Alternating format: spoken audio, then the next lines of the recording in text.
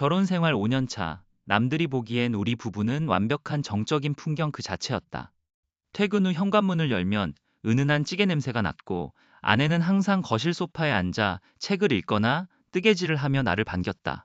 우리는 싸우지 않았다. 아니, 정확히 말하면 서로의 평화로운 일상을 깨뜨리고 싶지 않아 갈등을 애써 지워버리는 법을 익혔던 것인지도 모르겠다. 섬세하고 의심이 많은 내 성격상 아내의 미묘한 표정 변화나 한숨 소리 하나까지도 예민하게 감지하곤 했지만 그때마다 나는 스스로를 다독였다. 우리는 행복해, 완벽하게 행복해. 그날은 유난히 비가 많이 내리는 금요일이었다. 평소보다 일찍 퇴근해 집에 들어선 나는 거실에서 인기척을 느끼지 못했다. 아내는 서재 깊숙한 곳, 평소 잘 열지 않던 오래된 수납장 앞에 웅크리고 앉아 있었다. 불도 켜지 않은 어둠 속에서 그녀의 뒷모습은 기묘할 정도로 고요했다. 내가 다가가는 소리도 듣지 못한 채 그녀는 무언가를 가슴에 품고 있었다. 가까이 다가갔을 때 나는 숨이 멎는 것만 같았다. 그녀의 손에 들린 것은 5년 전 사고로 세상을 떠난 내 동생의 낡은 야구 글러브였다. 동생이 죽고 나서 그 물건들은 모두 정리했다고 생각했다. 아니, 분명히 내 손으로 상자에 담아 창고 깊숙한 곳에 밀어 넣었었다. 그런데 아내는 그 먼지 쌓인 글러브를 마치 세상에서 가장 소중한 보물이라도 되는 양 볼을 비비며 아주 느릿하게 쓰다듬고 있었다. 그녀의 눈빛은 내가 5년 동안 단 한 번도 본 적 없는 아주 깊고 짙은 그리움으로 젖어 있었다. 우리가 연애하던 시절부터 아내와 동생은 꽤나 각별했다. 밝고 쾌활했던 동생은 아내의 상처 많은 내면을 누구보다 잘 이해해주곤 했었다. 하지만 이건 달랐다. 이건 단순한 추모가 아니었다. 묘한 질투심과 알 수 없는 서늘한 의구심이 내 가슴 밑바닥에서부터 차오르기 시작했다. 내가 모르는 두 사람만의 시간이 내가 부재했던 공간에서 여전히 흐르고 있는 것만 같았다. 여보, 거기서 뭐해? 나의 부름에 아내가 화들짝 놀라며 몸을 돌렸다. 당황한 기색이 역력했지만 그녀는 이내 무표정한 얼굴로 돌아왔다. 트라우마로 인해 현실을 회피하려 할 때마다 짓던 그 텅 빈 눈동자였다. 그녀는 글러브를 등 뒤로 숨기려 하지도 않았다. 그저 멍하니 내 얼굴을 바라보더니 마치 낯선 타인을 대하듯 초점이 풀린 눈으로 허공을 응시했다. 서재 안의 공기가 차갑게 가라앉았다. 나는 무거운 발걸음을 옮겨 그녀에게 다가갔다. 무슨 말을 해야 할지 머릿속이 복잡했다. 화를 내야 할까? 아니면 이 상황을 어떻게든 합리화하며 덮어버려야 할까? 그때였다. 아내가 아주 낮고 건조한 목소리로 내가 꿈에서도 듣기 싫었던 그 문장을 읊조렸다. 형, 비 오는 날엔 꼭 창문을 닫아야 해. 그래야 빗소리에 묻혀서 우리가 잊어버린 약속들이 도망가지 않으니까. 그건 5년 전 동생이 죽기 직전 밤에 나에게 했던 말이었다. 우리 둘만의 비밀스러운 대화. 그 누구에게도 발설한 적 없는 우리 형제만의 농담 같은 문장. 아내는 어떻게 이 말을 알고 있는 걸까? 방금 전까지의 공포는 온데간데 없이 내 등줄기로 식은땀이 흘러내렸다. 아내의 시선은 여전히 내 등 뒤 보이지 않는 어딘가에 머물러 있었다. 그녀의 입술 끝이 기괴하게 휘어졌다. 마치 그곳에 동생이 정말로 서 있기라도 하는 것처럼. 결혼 5년 차. 우리의 일상은 마치 잘 길들여진 톱니바퀴처럼 맞물려 돌아가고 있었다. 하지만 어느 날부터인가 그 톱니바퀴 하나가 미세하게 어긋나기 시작했다. 시작은 아내의 갑작스러운 야근이었다. 평소라면 늦어도 저녁 8시 전에는 현관문 도어락 소리가 들려왔고 우리는 식탁에 마주 앉아 그날 있었던 소소한 일들을 나누곤 했다. 그런데 지난주부터 아내는 일주일에 나흘을 넘게 자정이 다 되어야 귀가했다. 오늘도 야근이야? 도대체 무슨 일이 그렇게 많은 거야? 현관문을 열고 들어오는 아내의 어깨는 축 처져 있었다. 얼굴에는 생기가 사라졌고 눈가는 퀭하게 내려앉아 있었다. 나는 현관까지 마중 나가 그녀의 가방을 받아들었지만 그녀는 내 시선을 피하며 욕실로 향했다. 그냥 이번 프로젝트가 좀 꼬였어. 다들 예민해서 나까지 늦게 퇴근해야 하네. 아내의 목소리는 건조했다. 그녀는 늘 그렇듯 더 이상의 설명은 피했다. 식탁에 앉아 식은 찌개를 데우는 동안 그녀의 뒷모습을 가만히 지켜보았다. 우리가 대화하는 시간은 점점 줄어들었다. 예전에는 퇴근 후 소파에 앉아 텔레비전을 보며 서로의 손을 꼭 잡고 있었는데 이제 그녀는 거실에 들어오자마자 휴대폰부터 확인하거나 곧장 침실로 들어가 버리곤 했다. 아내의 휴대폰 액정이 켜질 때마다 나는 괜히 힐끔거렸다. 그녀는 내가 다가오면 마치 누군가에게 들키지 말아야 할 비밀이라도 있는 것처럼 화면을 엎어두거나 빠르게 잠금을 걸었다. 예전의 우리라면 상상도 할 수 없는 거리감이었다. 나는 서운함보다는 불안함이 먼저 밀려왔다. 혹시 내가 모르는 사이에 그녀가 다시금 마음의 문을 닫아버린 걸까? 동생이 떠난 후 그녀는 한동안 트라우마에 시달리며 현실에서 도망치듯 살았었다. 그때 내가 그녀를 붙잡고 간신히 다시 세상으로 이끌어냈는데 다시 그 깊은 수렁으로 들어가고 있는 것 같아 가슴이 조여왔다. 나는 조용히 그녀의 곁으로 다가가 어깨를 감싸 안으려 했다. 하지만 그녀는 흠칫 놀라며 내 손길을 밀쳐냈다. 미안, 지금 너무 피곤해서 그래. 나 먼저 씻고 잘게 해. 차가운 거절의 말 뒤로 그녀가 욕실 문을 쾅 닫고 들어갔다. 욕실에서 쏟아지는 물소리를 들으며 나는 홀로 거실에 남겨졌다. 시계추 소리만이 적막한 공간을 채웠다. 아내의 마음은 대체 어디를 향하고 있는 걸까? 그녀가 다시 나를 밀어내는 이유가 정말 과도한 업무 때문일까? 아니면 우리가 함께 공유했던 그 상처 깊은 과거 때문일까? 나는 거실 소파에 앉아 그녀가 벗어던지고 간 코트를 바라보았다. 짙은 네이비색 코트가 소파 한 구석에 무심하게 뭉쳐 있었다. 나는 괜히 마음이 싱숭생숭해져서 그 코트를 옷걸이에 걸어주려고 다가갔다. 코트를 들어 올리는 순간 묘한 위화감이 느껴졌다. 아내가 평소에 쓰던 섬유유연제 향은 온데간데 없었다. 코트 깃부분을 손에 쥐었을 때 코끝을 강하게 찌르는 낯선 향기가 있었다. 그것은 결코 아내에게서 날 리가 없는 아주 진하고 무거운 남자의 스킨 향수 냄새였다. 심장이 덜컥 내려앉았다. 손끝이 파르르 떨렸다. 이건 분명 내가 모르는 누군가의 채취였다. 그 진한 향기가 옷감에 깊숙이 배어 있었다. 나는 멍하니 서서 코트를 쥔 채로 욕실 문을 응시했다. 차가운 물소리는 여전히 멈추지 않고 있었다. 그 냄새는 마치 나를 비웃기라도 하는 듯 코트깃 너머에서 비릿하게 올라오고 있었다. 아내의 퇴근 시간은 점점 늦어졌다. 현관문이 열리는 소리가 들릴 때마다 나는 거실 소파에 앉아 습관처럼 시계를 확인하곤 했다. 밤 11시, 12시, 때로는 새벽 1시가 넘어서야 지친 기색으로 돌아오는 그녀의 얼굴에는 이전에는 없던 낯선 그림자가 드리워져 있었다. 나는 그 그림자가 무엇인지, 왜 그녀가 나를 보며 미소 짓는 것마저 힘겨워하는지 도저히 알 수 없었다. 5년이라는 세월 동안 우리는 서로의 모든 것을 공유해왔다고 믿었다. 하지만 지금 내 눈앞에 있는 아내는 마치 두꺼운 유리벽 너머에 존재하는 사람처럼 멀게만 느껴졌다. 그날 밤, 아내가 샤워를 하러 들어간 사이 나는 거실 탁자에 무심히 던져진 그녀의 핸드폰을 뚫어지게 쳐다보았다. 평소라면 그냥 지나쳤을 테지만 오늘따라 유독 화면 속의 알림 아이콘이 내 신경을 곤두세웠다. 왠지 모를 강한 의구심이 가슴 깊은 곳에서 꿈틀거렸다. 나는 떨리는 손으로 핸드폰을 집어들었다. 화면을 깨우자 익숙한 비밀번호 입력창이 나타났다. 당연히 우리가 결혼기념일로 설정해두었던 번호를 입력했다. 하지만 화면은 야속하게도 비밀번호가 일치하지 않습니다라는 문구와 함께 진동했다. 심장이 쿵 하고 내려앉았다. 손끝이 차갑게 식어갔다. 다른 번호를 눌러보았지만 결과는 같았다. 아내는 비밀번호를 바꿨다. 그것도 우리 둘만의 약속이나 다름없던 숫자를 지워버리고 나조차 모르는 새로운 암호로 그 안에 자신만의 성을 쌓아 올린 것이다. 도대체 무엇을 감추고 있는 걸까?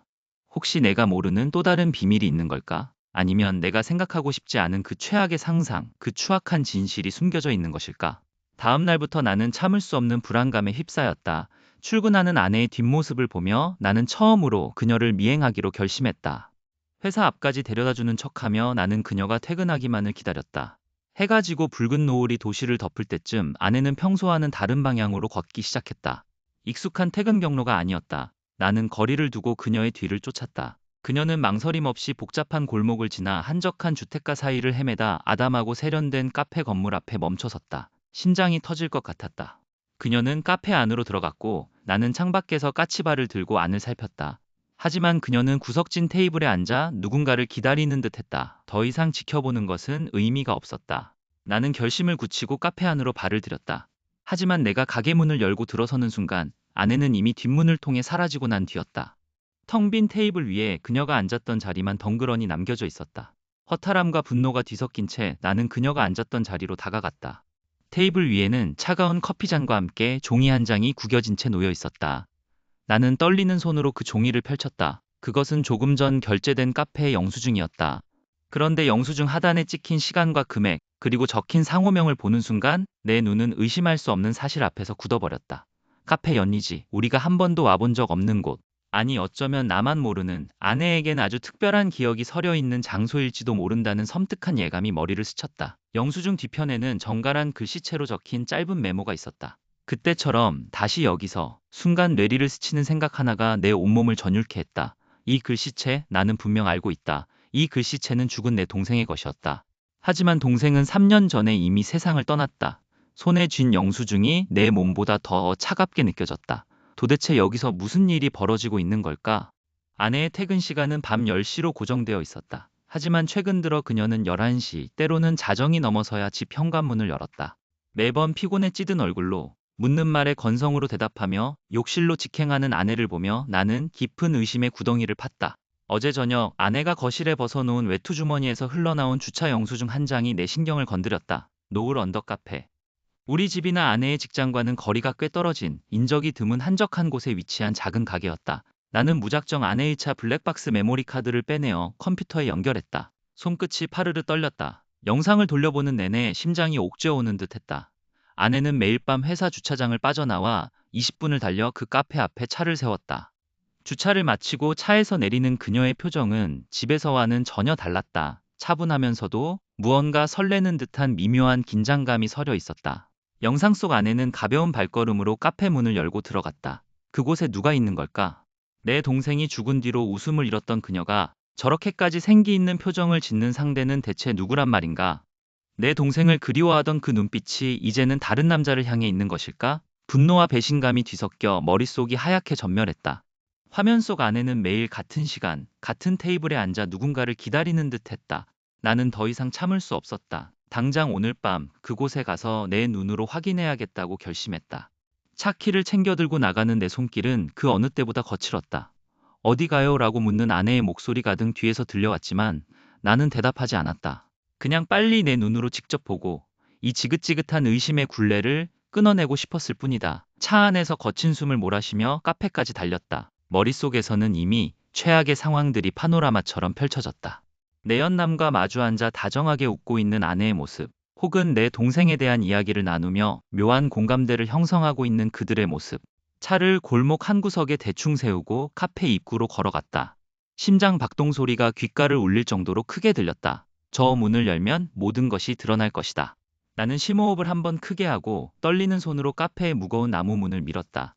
딸랑거리는 작은 종소리와 함께 카페 안의 공기가 얼굴을 스쳤다. 구석진 자리에 아내가 앉아 있었다. 하지만 나는 그 자리에 멈춰서고 말았다. 아내는 누군가와 마주 앉아 있지 않았다. 창가 쪽 2인용 테이블에 홀로 앉아 있는 아내. 그녀 앞에는 분명 2개의 잔이 놓여 있었지만 맞은편 의자는 비어 있었다. 아내는 맞은편의 빈 의자를 바라보며 마치 눈앞에 누군가가 있는 것처럼 눈을 가늘게 뜨고 따뜻한 미소를 짓고 있었다. 그건 내가 5년 전 우리 결혼식 날 이후로 한 번도 본 적 없는 세상에서 가장 행복하고 사랑이 가득 담긴 눈빛이었다. 마치 죽은 동생이라도 그 앞에 앉아 있는 것처럼 그녀는 허공을 향해 나직하게 무언가를 속삭이고 있었다. 나는 숨조차 쉴 수 없었다. 도대체 그녀는 누구를, 무엇을 보고 있는 것일까? 현관문이 열리는 소리와 함께 서늘한 밤 공기가 거실 안으로 밀려 들어왔다. 아내는 여느 때와 다름없이 지친 기색으로 신발을 벗었다. 하지만 오늘 밤 나는 더 이상 침묵으로 이 상황을 덮어둘 생각이 없었다. 거실 조명조차 켜지 않은 채 어둠 속에 앉아있던 나는 아내가 거실로 들어서자마자 자리에서 일어나 묵직한 공기를 갈랐다. 내 손에는 지난 며칠간 그 카페 앞에서 찍었던 사진들이 들려 있었다.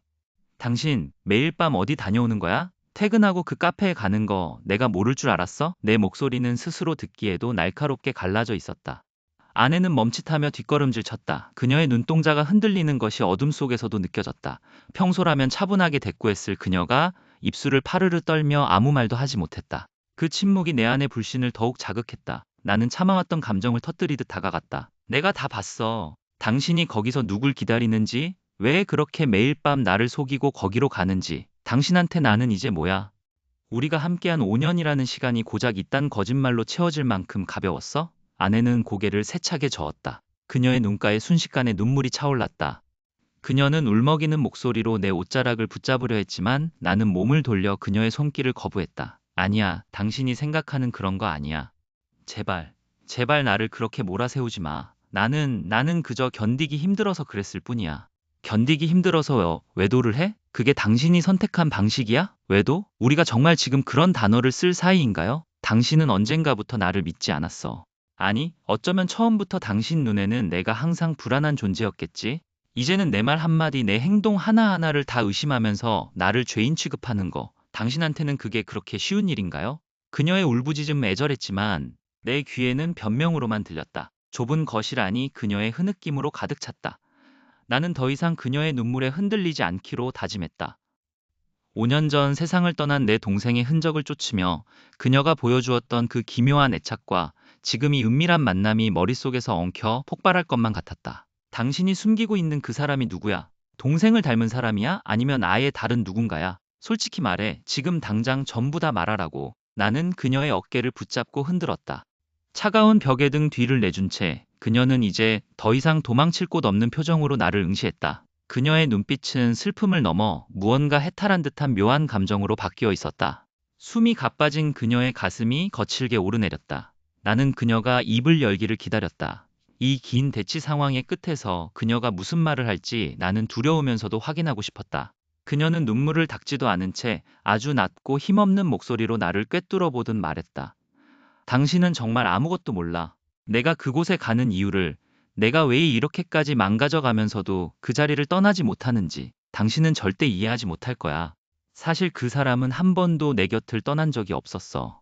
그녀는 잠시 말을 멈추고는 허공의 어딘가를 응시하며 아주 작게 덧붙였다. 그는 여전히 여기 있어. 당신 바로 옆에 나를 지켜보며 숨쉬고 있다고. 단지 당신이 그를 보려고 하지 않을 뿐이야. 아내는 어제 그 모진 다툼 이후에도 평소와 다름없이 행동했다. 아니, 오히려 더 고요하고 차분해진 모습이었다. 그녀의 뒷모습에서 느껴지는 그 서늘한 침묵이 나를 더욱 미치게 만들었다. 거짓말인가? 아니면 정말 내가 감당할 수 없는 비밀을 간직한 것일까? 나는 결국 참지 못하고 다시 그녀의 뒤를 밟기로 했다. 내 마음은 이미 너덜너덜해졌지만 이 불길한 진실의 끝을 보지 않고서는 도저히 일상으로 돌아갈 수 없을 것만 같았다. 저녁 7시. 아내는 어김없이 퇴근 후 카페 온기로 향했다. 나는 익숙한 거리를 유지하며 멀찍이 차를 세웠다. 비가 오려는지 하늘은 잔뜩 찌푸려 있었고 카페 창가로 새어나오는 노란 불빛은 기묘하게 이질적이었다. 나는 골목 어귀에 숨어 창가 자리에 앉은 아내를 지켜보았다. 그녀는 평소보다 더 정성스럽게 매무새를 다듬고 있었다. 마치 아주 소중한 사람을 기다리는 사람처럼 그녀의 눈가에는 묘한 설렘마저 서려 있었다. 잠시 후 그녀가 가방에서 핸드폰을 꺼냈다. 화면이 켜지자 그녀의 표정이 부드럽게 풀렸다. 나는 숨을 죽이고 망원 렌즈를 통해 화면을 확인했다. 믿기 힘든 광경이었다. SNS 화면 속 대화창의 이름, 그것은 이미 3년 전 세상에 없는 내 동생 지훈의 이름이었다. 심장이 덜컥 내려앉는 것 같았다. 지훈이의 계정이 살아있다고? 아니, 누군가 죽은 사람의 계정을 사칭하고 있는 것인가? 손가락이 파르르 떨렸다. 그녀는 화면을 보며 연신 미소를 지었다. 손가락 끝으로 화면을 부드럽게 쓸어내리는 그 손길은 내가 알던 아내의 것이 아니었다. 그것은 너무나 다정하고 애틋하며 갈망이 담긴 연인의 손길이었다. 그녀가 속삭이는 목소리가 유리창을 넘어 내 귀에 환청처럼 들려오는 듯했다. 오늘 하루는 어땠어? 많이 힘들었지? 그 순간 나는 깨달았다. 그녀가 그리워하던 것은 살아있는 사람이 아니었다. 3년 전 우리 곁을 떠난 나의 동생 지훈. 그녀는 지훈이가 죽었다는 사실을 인정하지 못한 채 죽은 자의 그림자를 붙잡고 있었다. 그녀의 외도는 육체적인 불륜이 아니라 현실을 버리고 과거의 망령 속으로 도피하는 정신적인 배신이었다. 그녀가 퇴근 후 매일같이 이곳을 찾아와 했던 행동들은 모두 죽은 지훈이와 나누는 은밀한 대화였던 것이다. 나는 차 안에서 멍하니 그녀를 응시했다. 창밖에서 바라보는 그녀는 세상에서 가장 행복한 표정으로 허공을 보고 있었다. 가슴 한구석이 서늘해지는 동시에 격렬한 분노와 슬픔이 뒤섞여 밀려왔다. 왜 하필 내 동생이었을까? 우리가 서로를 사랑했던 그 평온했던 시간들은 모두 가면이었을까? 갑자기 아내가 자리에서 일어났다. 그녀는 능숙한 솜씨로 카운터로 향하더니 메뉴판을 보지도 않고 익숙하게 무언가를 주문했다. 잠시 후 그녀는 트레이에 따뜻한 김이 나는 커피 2잔을 들고 자리로 돌아왔다. 그녀는 내 동생이 앉아 있어야 할 빈자리에 따뜻한 커피 한 잔을 조심스럽게 내려놓았다. 그리고는 마치 그곳에 정말 지훈이가 앉아있기라도 한 것처럼 상체를 살짝 숙이며 지극히 다정하고 나긋한 목소리로 말을 걸기 시작했다. 지훈아, 많이 기다렸지? 오늘 내가 무슨 일이 있었는지 알아? 그녀의 눈빛은 너무나 투명해서 오히려 소름이 끼쳤다. 그녀는 아무도 없는 빈 의자를 향해, 마치 이 세상에 존재하지 않는 사람을 향해 매일 밤 사랑을 속삭이고 있었다. 나는 숨조차 제대로 쉴 수 없었다. 내 눈앞에서 펼쳐지는 이 기괴하고도 애처로운 연극을 더 이상 지켜볼 수가 없었다. 나는 차 문을 열고 내렸다. 비가 한두 방울씩 내리기 시작했다. 이제는 정말 끝을 내야 할 시간이었다. 어느 날 오후 나는 떨리는 손으로 정신건강의학과 상담센터의 문을 열었다. 아내의 비밀을 알게 된 이후 내 마음은 이미 폐허가 되어 있었다. 죽은 동생의 계정으로 누군가와, 아니 동생의 환영과 대화를 나누는 아내의 모습은 내 상식으로는 도저히 이해할 수 없는 비극이었다. 상담실 안, 은은한 조명 아래 마주 앉은 전문가에게 나는 그동안 겪은 일을 털어놓았다.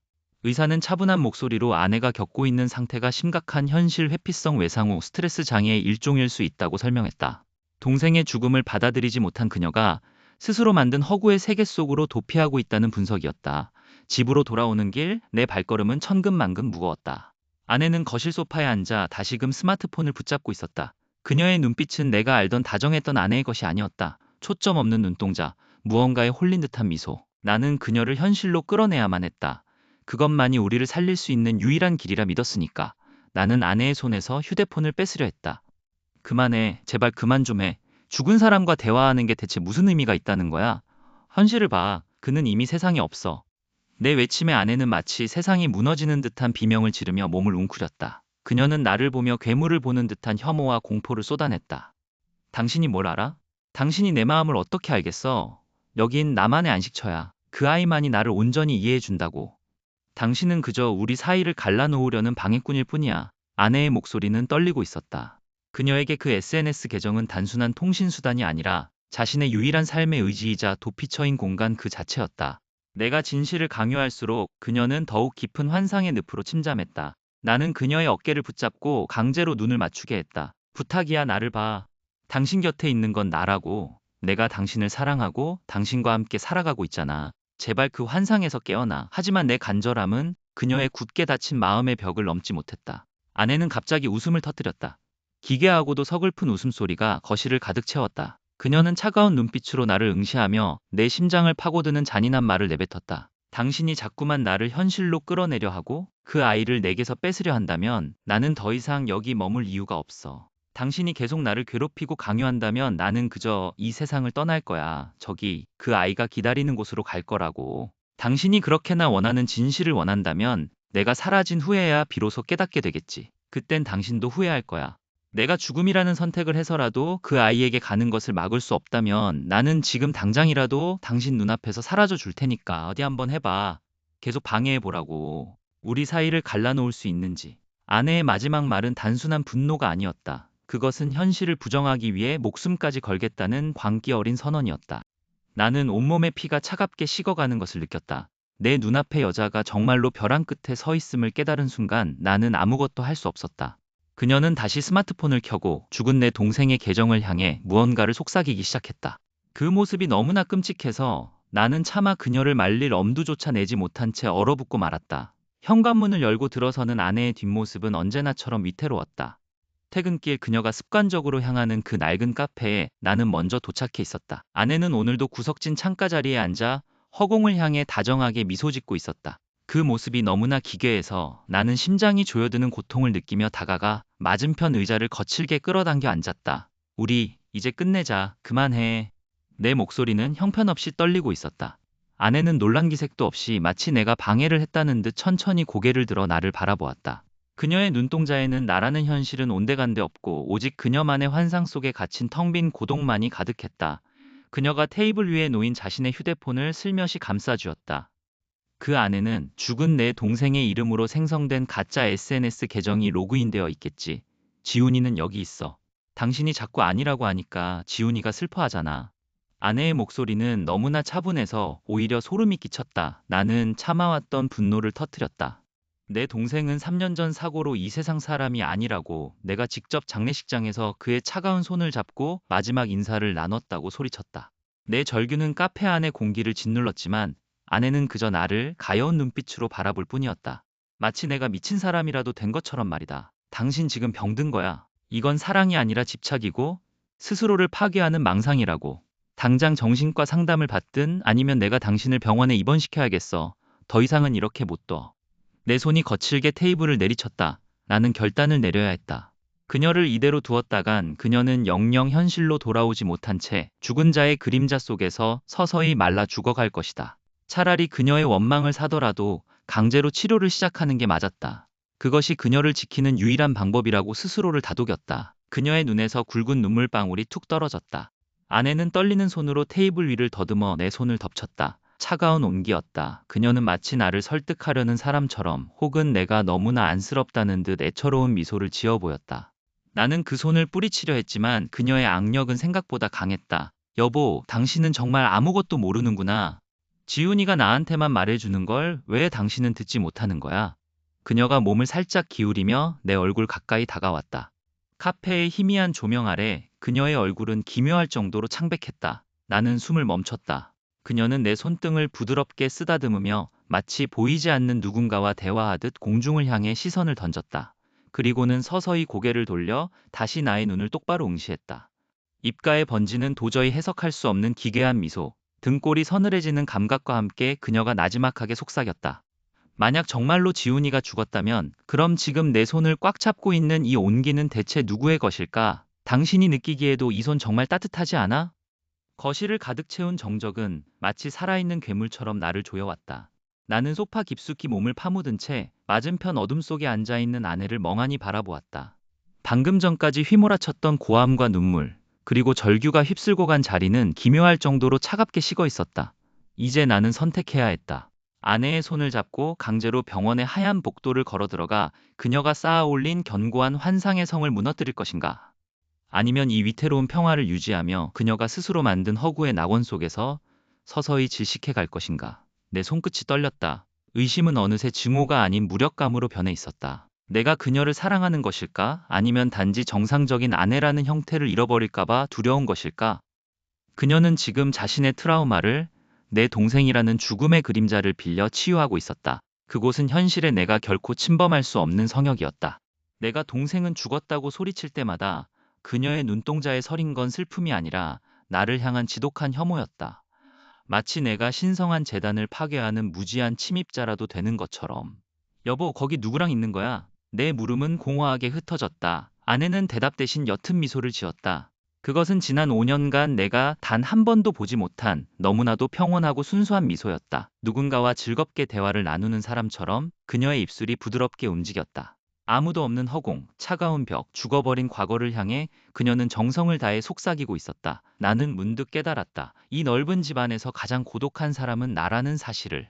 아내는 동생의 환영과 함께하며 결코 외롭지 않겠지만 나는 살아있는 사람 곁에서 매일 죽어가는 기억과 싸우고 있었다. 내가 그녀를 위해 할 수 있는 일은 무엇인가? 그녀를 현실로 끌어내리는 것이 정말 그녀를 위한 일일까? 아니면 그저 나의 불안을 잠재우고 싶은 이기심에 불과한 걸까? 나는 자리에서 일어나 천천히 그녀에게 다가갔다. 발걸음 소리조차 내지 않으려 조심했다. 그녀는 나를 보지 못했다. 혹은 보지 않는 척하는 것일지도 몰랐다. 그녀의 시선은 허공의 한 점에 고정되어 있었다. 그곳에 내 동생이 있다고 믿는 그녀의 표정은 지나치게 행복해 보여서 오히려 내 가슴을 날카로운 칼로 도려내는 듯한 통증을 주었다. 거기 즐거워? 내가 낮게 읊조리며 그녀의 곁에 앉았다. 아내는 나를 쳐다보지도 않은 채 마치 귓가에 들리는 누군가의 농담에 응답하듯 살풋 웃음을 터뜨렸다. 그녀의 손이 허공을 향해 뻗어나갔다. 마치 누군가의 뺨을 어루만지거나 소중한 무언가를 쥐려는 듯한 그 조심스러운 몸짓. 나는 숨을 죽였다. 그녀의 행복을 깨뜨릴 권리가 나에게 있는가? 현실의 고통과 환상의 안식 사이에서 그녀는 망설임 없이 후자를 택했다. 어둠 속에서 그녀의 여벌굴이 희미하게 드러났다. 그 모습은 아름다웠고 동시에 소름 끼치도록 이질적이었다. 나는 그녀의 손을 잡으려다 멈칫했다. 만약 내가 그녀의 손을 잡는 순간 이 환상이 깨지고 그녀가 무너져 내린다면, 아니면 내가 잡은 그 손이 그녀에게는 내 동생의 손길로 치환되어 버린다면, 나는 공포에 질려 뒷걸음질 쳤다. 집안의 공기는 점점 더 무거워졌다. 시계 초침 소리가 심장박동처럼 크게 울렸다. 아내는 이제 나직하게 콧노래를 흥얼거리기 시작했다. 아주 오래전 동생이 즐겨 듣던 노래였다. 소름이 돋았다. 그녀는 정말로 그곳에 그를 초대해 둔 것이었다. 나는 무력하게 무릎을 꿇고 앉아 사랑하는 아내가 허공과 나누는 다정한 대화를 지켜보았다. 이대로 둬야 하는 걸까? 아니면 이 집을 태워버려야 할까? 그녀의 웃음소리가 거실을 가득 메웠다. 나는 차마 고개를 들 수 없었다. 아내는 지금 행복하다. 하지만 우리는 지금 무엇을 잃어가고 있는가? 나는 다시 한번 그녀의 이름을 부르려 입을 열었지만 차마 소리내어 부르지 못했다. 그녀가 다시 한번 나를 차가운 이방인으로 보게 될까봐. 그렇게 나는 내 집 거실 한가운데서 가장 고독한 관찰자가 되어 어둠 속에서 웃고 있는 아내를 응시했다. 그녀의 속삭임이 내 귓가에 닿았다. 아주 작게, 그러나 분명하게. 그래, 내일은 꼭 같이 가자. 내일이라니. 누구와 어디로? 나는 공포에 질린 눈으로 그녀를 보았다. 그녀는 나를 향해 고개를 살짝 돌렸다. 하지만 그녀의 눈동자는 나를 통과해 저 먼 곳을 보고 있었다. 그녀의 미소가 더욱 짙어졌다. 어둠 속에서 나는 길을 잃었다. 이것이 끝일까? 아니면 이제 시작인 걸까?